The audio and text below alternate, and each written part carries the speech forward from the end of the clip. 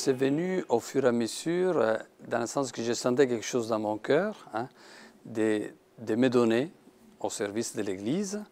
Et après, grâce à cette rencontre avec un missionnaire qui m'a bouleversé, m'a donné encore plus l'envie de me mettre sur les routes du monde, hein, et témoigner moi aussi à mon tour, comme les témoignages que j'avais reçus, essayer de les redonner aux autres.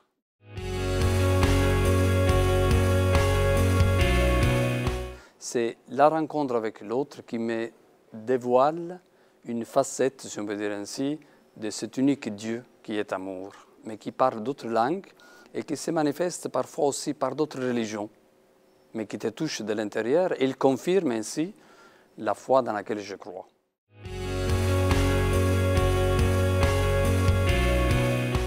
Alors, il peut être des accompagnements, bien sûr, qui peut être l'écoute, et donner un conseil à quelqu'un dans une situation difficile, que ce soit dans un foyer, que ce soit suite à un deuil, que ce soit un jeune qui cherche des repères, que ce soit quelqu'un qui veut s'ouvrir à la différence dans un voyage, lui permettre de découvrir soi-même tout en découvrant les autres.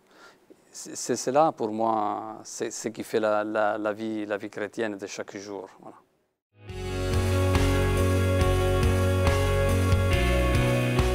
Au quotidien, je crois, c'est en essayant d'être solidaire. Souvent, aujourd'hui, chacun risque de s'enfermer dans sa bulle, hein. Par contre, je dirais, plutôt qu'être solitaire, il faudrait être davantage solidaire. Plus on est proche de l'autre, plus on accueille l'autre, ou bien une simple écoute. Les personnes ont besoin de quelqu'un qui l'écoute, avec qui on peut échanger, avec qui on peut partager. Et donc pour moi, rencontrer Dieu, c'est rencontrer dans cette communion où chacun se donne, où chacun reçoit.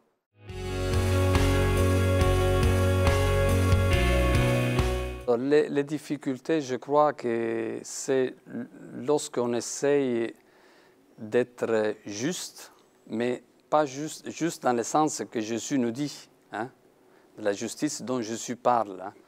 Quand on voit que certaines personnes peuvent te mettre à l'écart parce que tu oses dire quelque chose qui va contre l'habitude, cela, bien sûr, te déstabilise un peu. Mais finalement, je me dis, s'il faut l'annoncer, cette bonne nouvelle, il faut l'annoncer. Qu'elle soit bonne, même dans un milieu où c'est négatif. Mais il faut l'annoncer et pas fermer les yeux et passer à côté.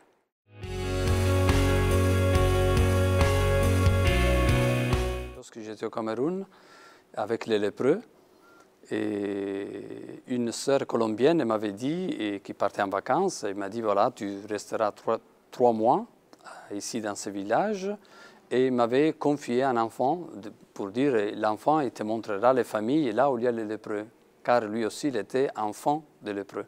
5 ans après, je suis reparti encore au Cameroun, j'étais prêtre à l'époque, par contre, quand j'étais en stage, je n'étais pas prêtre, et donc je suis parti à la rencontre de l'enfant que j'avais vu, et lui, il était là, et m'accompagnait chez sa mère, qui était lépreuse. Et sa maman, elle me disait, ça fait depuis 5 ans qu'on prie pour toi, et sache que mon enfant, son nom c'était Zdra, eh bien il s'appelle Alfonso Zdra.